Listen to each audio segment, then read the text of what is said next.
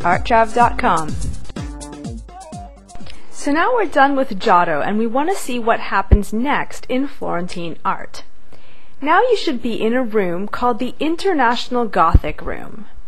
In this room we'll play 2 games, so it's great for little kids as well as big ones with advanced degrees. There are 2 paintings here that dominate the room due to their size.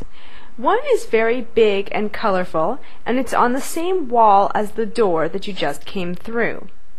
The other is a slightly smaller altarpiece just to the right of the door with a big gold frame. Are you in the right room? These 2 paintings are examples of a style that was popular in Florence in the first part of the 1400s. This style is called International Gothic. It's international because painters use this style in other countries too, not just in Italy. The word Gothic is a word we use to describe a type of painting that tends to be very detailed and colorful. We'll take a good look at these 2 large paintings together and you'll see exactly what I mean.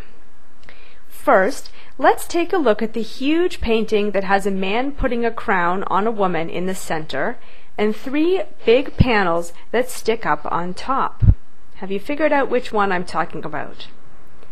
This painting was done by a guy named Lorenzo Monaco. In English, that's Lawrence the Monk. I don't know about you, but I usually think of monks who wear dark robes and who are kind of quiet. Well, this painting is certainly not quiet. If paintings could make noise through their colors, this painting would be a huge party. The most dominant color here is probably gold.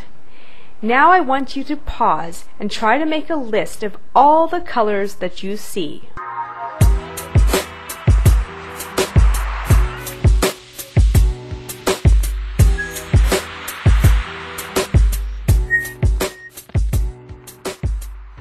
Did you make a list? Check it twice? Okay, let's see if you got the colors that I did. I see white, 4 types of gray, blue, 2 pinks, bright green, yellow, and brown. Maybe you see even more colors than I do. Why do you think the artist made this work so colorful? I want you to think about that for yourself.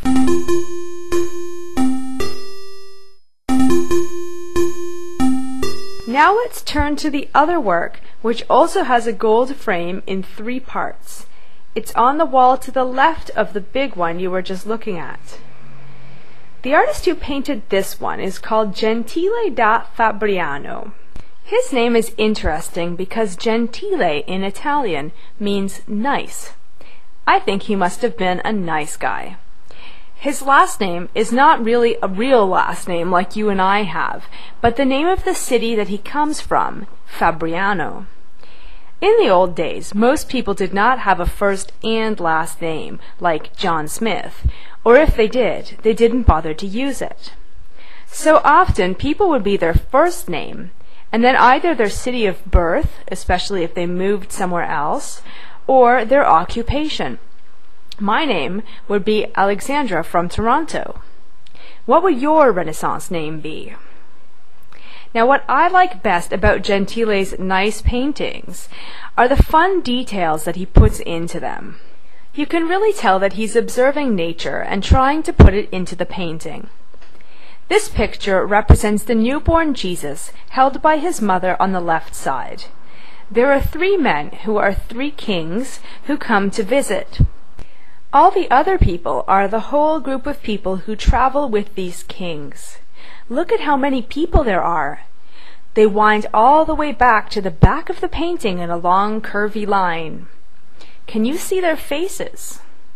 Each person is unique, just like you and I. Can you see their emotion? Can you see their expressions?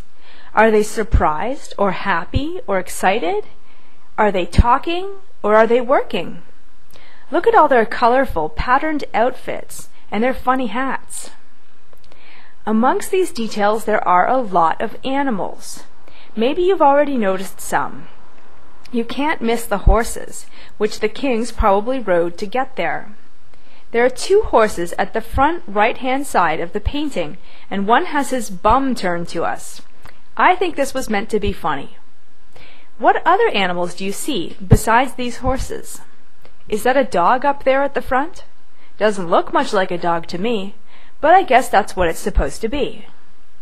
So I challenge you to find at least 3 birds and 1 monkey and 2 farm animals. If you find any more, tell your parent that you've just won a gelato. Now we've seen that these 2 paintings from the International Gothic style have 2 main characteristics. What are those characteristics? Let's see. Bright color and lots of detail. I asked you to think about why this is. Now I'll give you one interpretation, but maybe you came up with another answer that is just as true as mine. Like the work by Giotto in the last room, these 2 paintings were also made for churches. 600 years ago, they did not have electric lights. In churches, people lit candles, often in front of these paintings. So one reason for all the bright colors is that people could see them very well in a dark church. The gold background also helps reflect the candlelight. As for the detail, one explanation could be that it simply brings pleasure. Just as we enjoy looking at all these animals and the fun stuff in these paintings, I bet that viewers enjoyed doing that way back when these paintings were made. Now we're done with the International Gothic room. You'll want to head out the door and to the left. That will take you into a small room in which there's some cool paintings, including one of a battle scene with lots of horses. We're not going to look at that together, but you might want to look at that horse painting by yourself. From that room, head into the very big room, which is the early Renaissance room, and we'll talk about some other stuff when we get there.